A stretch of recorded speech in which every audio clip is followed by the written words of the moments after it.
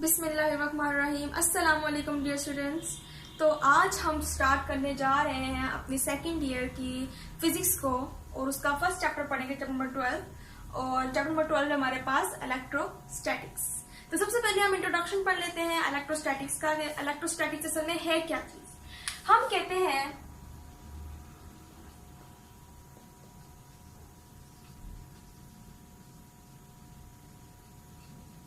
जब हम चार्जेस को स्टडी करते हैं जो कि रेस्ट पे हों, उसे हम कहते हैं इलेक्ट्रोस्टैटिक्स। यानी कि हमारे पास चार्जेस है, कोई भी इलेक्ट्रिक चार्जेस है, वो रेस्ट में है और उनके दरमियान में जो एक्ट कर रही है वो है फोर्स।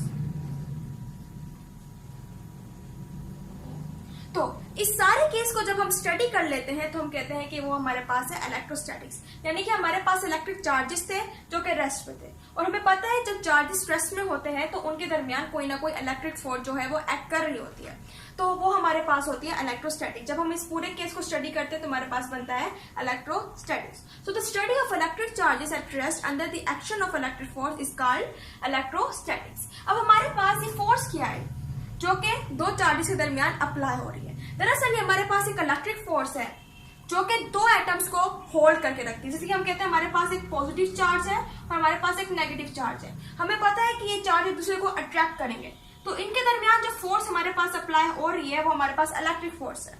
और इसी फोर्स की वजह से बहुत सारे जो चार्जेस हैं वो अट्रैक्ट होते हैं, फिर हमारे पास एक पूरा एटम बनता है और फिर बहुत सारे एटम हमारे पास मिलकर मॉलिक्यूल्स बन जाते हैं।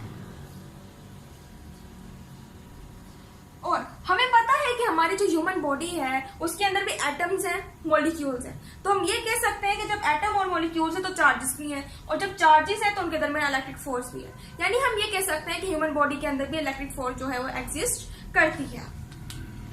तो ये था थोड़ा सा इंट्रोडक्शन हमारे पास इलेक्ट्रोस्टैटिक्स का, इलेक्ट्रिक फोर्स का। ठीक है, अब इसी को लेकर चलेंगे हम आगे और हम अब पढ़ेंगे कूलम्स लॉ।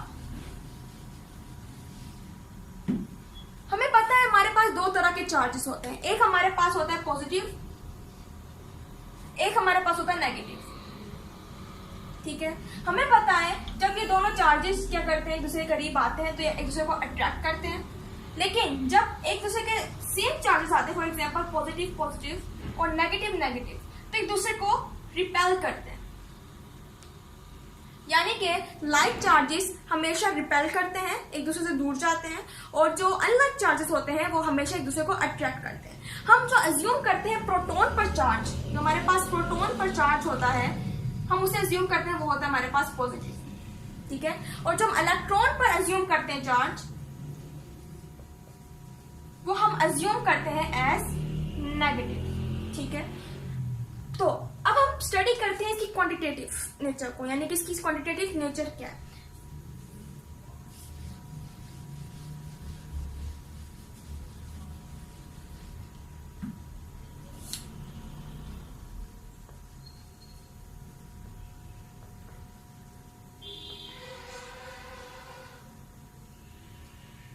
हमें पता चल गया कि हमारे पास दो तरह के चार्जेस हैं, वो एक दूसरे को रिपेल भी कर रहे हैं, अट्रैक्ट भी कर रहे हैं, उनके दरमियान फोर्स भी लग रही है। और जो प्रोटॉन पर चार्ज है वो पॉजिटिव है, जो इलेक्ट्रॉन पर है वो नेगेटिव है। अब इनकी क्वांटिटेटिव स्टडी हम करते हैं कि सबसे पहले जो मेजरमेंट की गई थी फोर्स की, यानी कि हमारे पास दो चार्ज हैं, उनके दरमियान जो फोर्स लग रही है, सबसे पहली मेजरमेंट जो की गई थी फोर्स की, वो की गई थी 1784 AD में।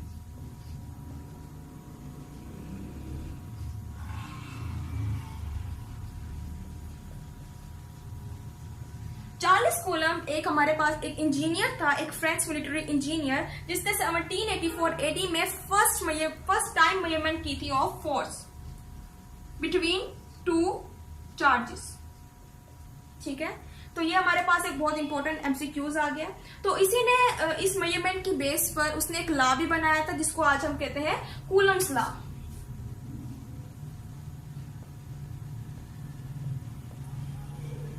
तो कूलम्स लॉ को हम कुछ इस तरह से डिफाइन करेंगे अब कि हमारे पास 2 पॉइंट चार्जेस हैं, फॉर एग्जांपल। ठीक है ना, 2 पॉइंट चार्जेस हैं हमारे पास। फॉर एग्जांपल ये हमारे पास है Q1, ये हमारे पास है Q2। ठीक है, ये दोनों रेस्ट पे हैं, इन दोनों के दरमियान फोर्स अप्लाई हो रही है। ठीक है ना, ठीक है। और इनके दरमियान का जो डिस्टेंस है हम उसे लेते हैं, इनके जो दरमियान रेडियस जो डिस्टेंस है वो हम लेते हैं इधर r, ठीक है। अब इस स्ट्रक्चर के बिना पर हम कूलम्स लॉ को अब डिफाइन करते हैं कि कूलम्स लॉ है क्या। हम कहते हैं हमारे पास जो फोर्स लग रही है 2 पॉइंट चार्जेस के दरमियान, which is Q1 and Q2, वो डायरेक्टली प्रोपोर्शनल है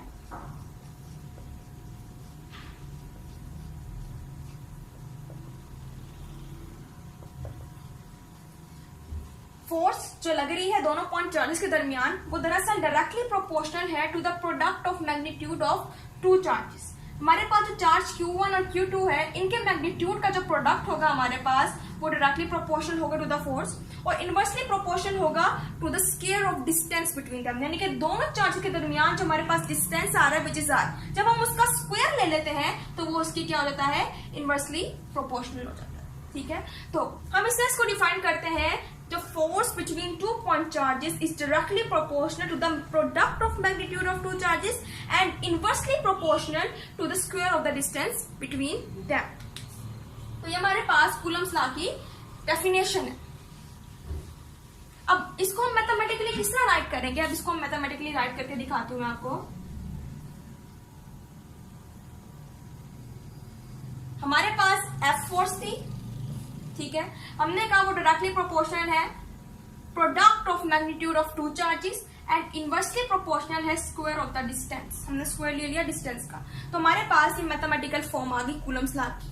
अब अगर हम इसको सब्स्टिट्यूट करें, यानी कि हमें पता है कि हम ज्यादातर क्या करते हैं, प्रोपोर्शनलिटी का साइन हटाकर कांस्टेंट लगा देते हैं, इधर भी हम ऐसे ही करेंगे, हम प्रोपोर्शनलिटी का साइन हटा देंगे, इसकी जगह हम लगा लेंगे कांस्टेंट विच इज के, स्मॉल के, ठीक है, और बाकी वैल्यूज ऐसी आ जाएंगी, ठीक है। तो ये हमारे पास इक्वेशन निकल आई है 12.1, ठीक है।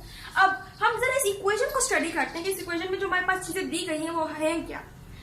इधर हमारे पास f क्या है, इधर f हमारे पास दरअसल मैग्नीट्यूड है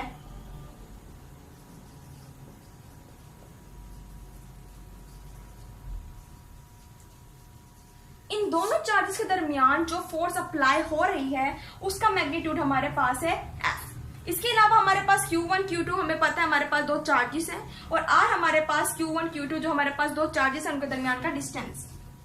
ये हमारे पास 2 पॉइंट चार्जेस हैं, इनके दरमियान जो फोर्स लग रही है वो हमारे पास क्या है, F है, which is magnitude of mutual force, ठीक है। ये हमारे पास दोनों चार्जेस Q1 और Q2 है, और इन दोनों चार्ज के दरमियान का जो डिस्टेंस है वो हमारे पास R है, ठीक है। जब इनका स्क्वायर ले लेते हैं तो ये इनवर्सली प्रोपोर्शनल होता है फोर्स के।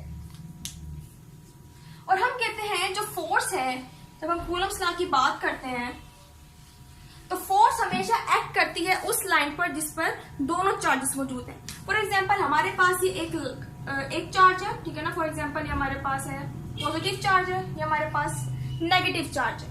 अब ये दोनों लाइन जो ये हमारे पास एक लाइन बन रही है पूरी, यानी कि ये लाइन ज्वाइन कर रही है दोनों चार्जेस को। अब फोर्स हमेशा इसी लाइन पर एक्ट करेगी, उसी लाइन पे एक्ट करेगी जिस लाइन पे दोनों चार्जेस मौजूद होंगे। अब हम बात कर लेते हैं के की, के क्या है, हमें पता चल गया F क्या है, मैग्नीट्यूड ऑफ द फोर्स है, Q1 Q2 हमारे पास दो चार्जेस हैं, R हमारे पास क्या है, डिस्टेंस है दोनों चार्जेस के दरमियान का। अब के आपको पता है कि हमारे पास प्रोपोर्शनलिटी ऑफ कांस्टेंट है। अब के की वैल्यू जो है इस कॉलम्स लॉ की इक्वेशन में डिपेंड करेगी upon the medium between the two charges.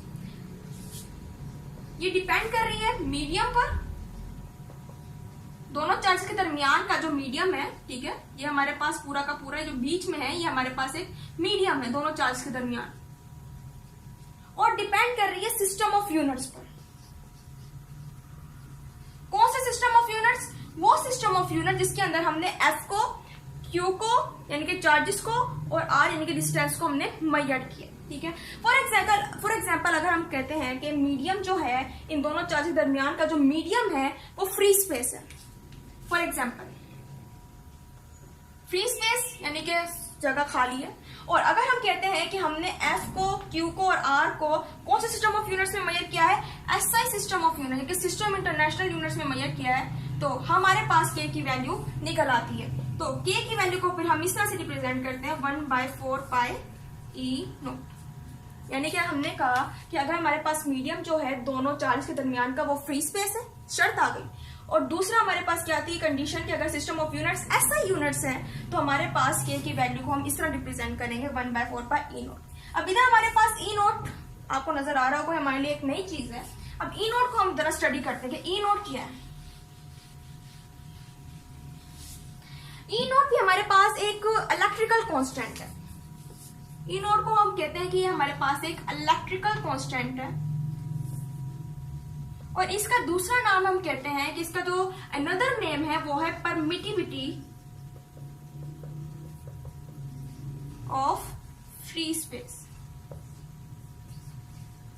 जैसा कि आपने देखा K की वैल्यू में जब मैंने लिखा 1/4 पाई E नॉट, ठीक है, तो इधर E नॉट जो है दरअसल क्या कर रही है, जाहिर कर रही है फ्री स्पेस को, कि दो चार्जेस के दरमियान का जो मीडियम है वो दरअसल फ्री स्पेस है। अब E नॉट की हमारे पास वैल्यू हमारे पास निकलती है 8.5 मल्टीप्लाई बाय 10⁻⁻12 कूलम स्क्वायर पर न्यूटन एंड मीटर पर स्क्वायर, ठीक है।